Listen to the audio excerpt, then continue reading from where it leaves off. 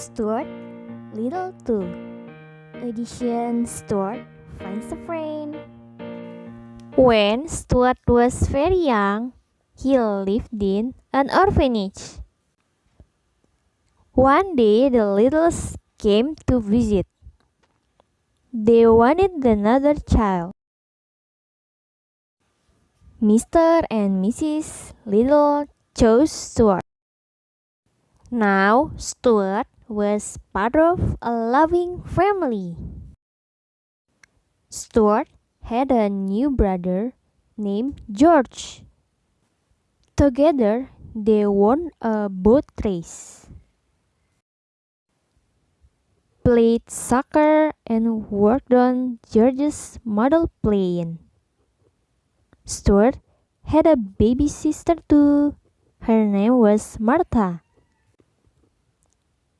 Snowbell the cat was also part of the little family. One day, Stuart and his brother worked on the model plane. George left to play with his friend Will. Stuart had to finish the project by himself. He felt lonely. Stuart knew he wasn't really alone. People liked him. His family loved him. But it was true that being little made it just a little bit harder to make friends. Stuart decided that he would try to make some new friends at school. When class was over, he turned to the boy in front of him. "Hey, Tony, would you like to come over to my house this afternoon?" "Sorry, pal," said Tony. "I can't. I've got karate." Stuart turned to Mark. Mark was busy too. "Guitar lessons," he said.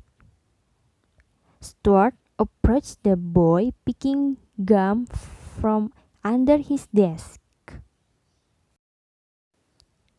"Hi, Irwin," Stuart said. "When Sam?" asked Irwin, holding the gum on the tip of his finger. "Oh, no thanks," said Stuart. He walked away feeling sad. Would he ever find a friend?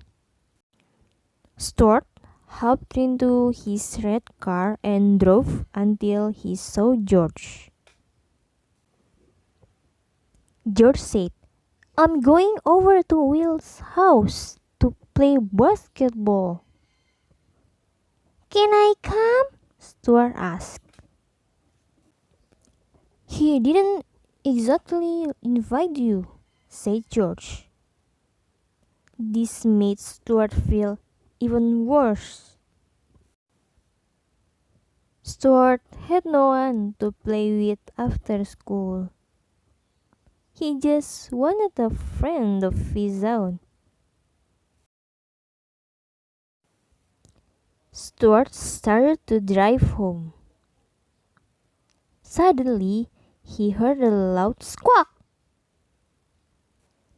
A bird fell out of the sky and landed in the passenger seat of Stuart's car.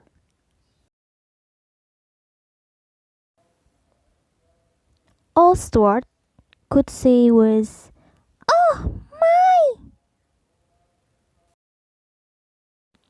Stuart reached out to his guest. "Miss, Miss, are you alive?" he asked.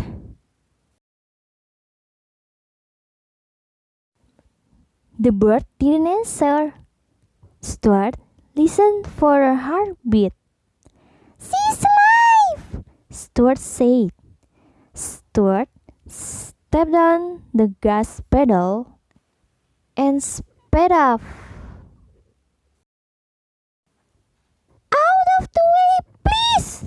he called.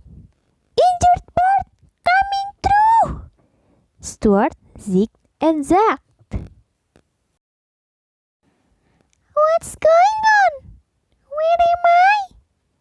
The bird asked. It's alright. You're going to be fine, said Stuart. But where is the falcon? She asked. What falcon? Asked Stuart. The little bird, whose name was Margallo, pointed to the sky. That falcon! She screamed when Stuart saw what she was pointing at. He said, Oh no! And raced the car even faster. People jumped this way and that to get out of the bed of the car. Don't slow down! Cried Margallo.